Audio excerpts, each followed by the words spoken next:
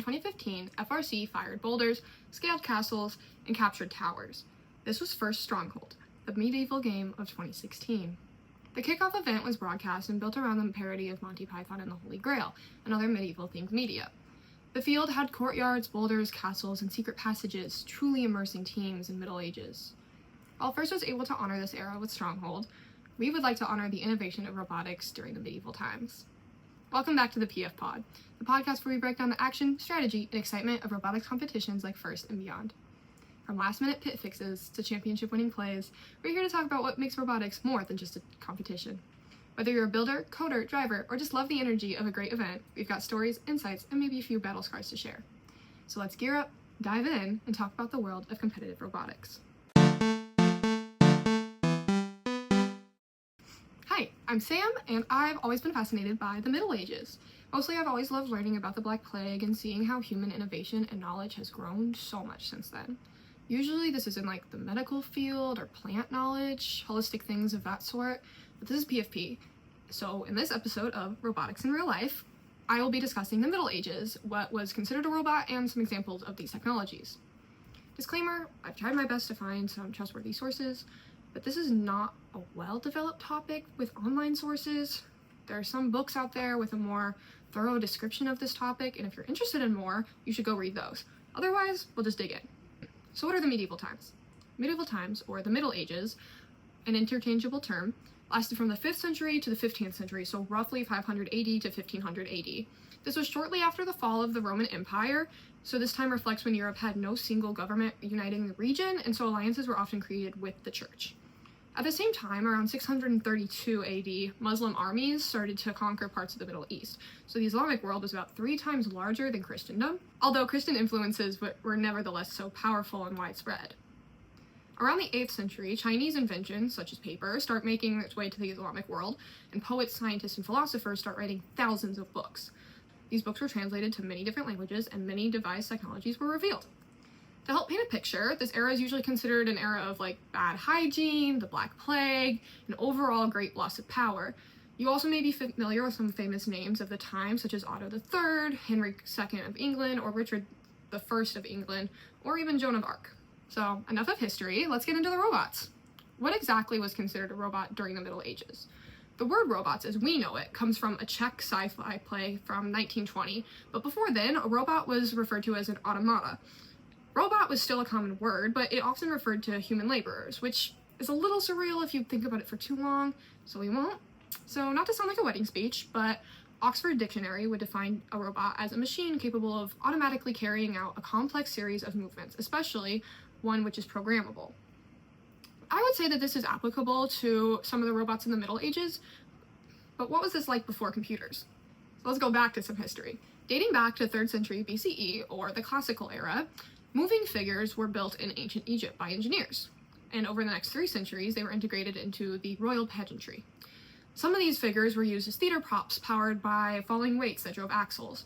These designs are found in the writing of Hero of Alexandria's Peri Automatopoeticus, which I'm not sure if I said that right. It is Greek, and I don't speak Greek. But you can also just call it On Making Automata.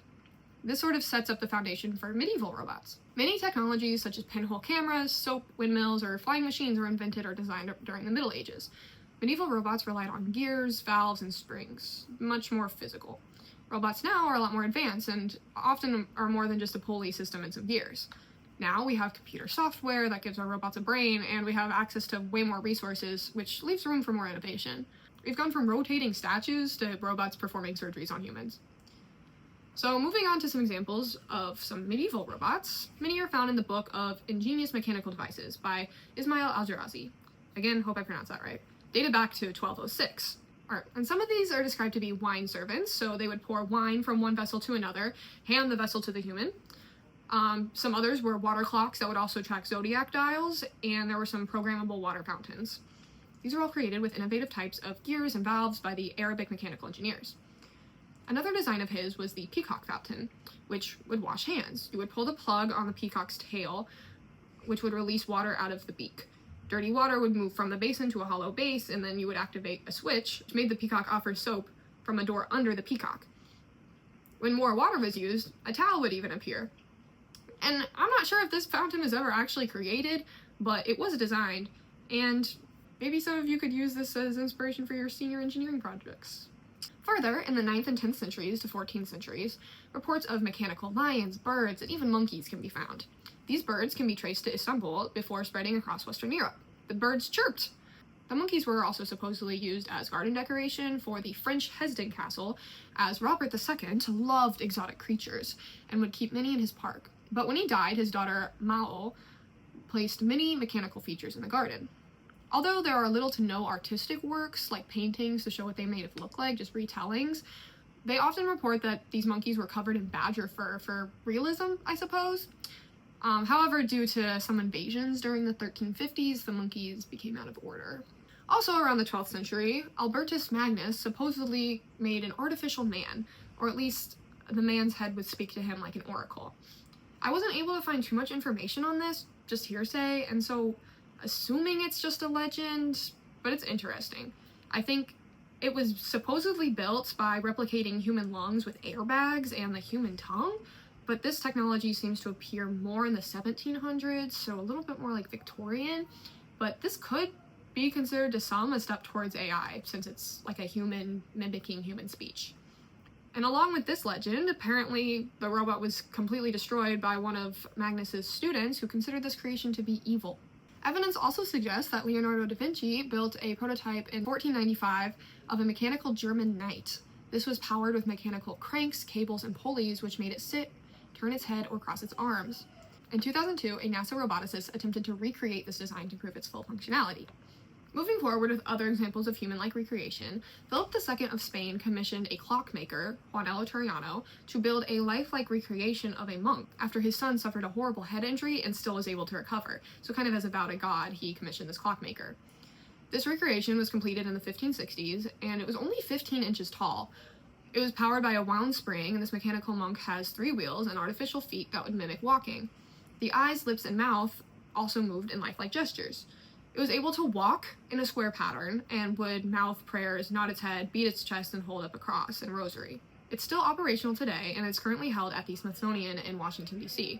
I'll link a video to its operation in the description, but it's a little freaky, so take this as your warning. Also, Richard II of England in 1377, it's always the seconds, was crowned by a golden mechanical angel, but I wasn't able to find anything on this. Supposedly, though, it was a great feat for the goldsmiths, and it upped the level of respect towards them.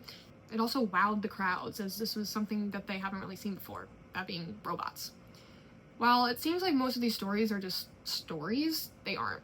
Many robots in the Middle Ages were real, but again, engineers lacked the resources to actually make them.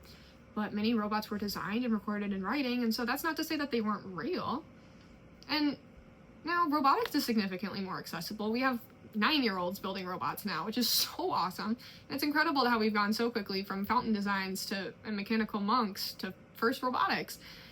I just thought it would be kind of fun to dive a little bit more into Stronghold's inspiration, and I hope you were able to learn some fun facts from this episode. I encourage you to go look more deeply into some of these examples. They're super cool to look at. But if you found this episode interesting and want more, if you have any other thoughts, let us know in the comments or email us or DM us on Instagram at Purdue FIRST. Any sources that were used for this episode can be found on our website, and everything will be linked in the description. PFParding is such sweet sorrow. We'll see you next time.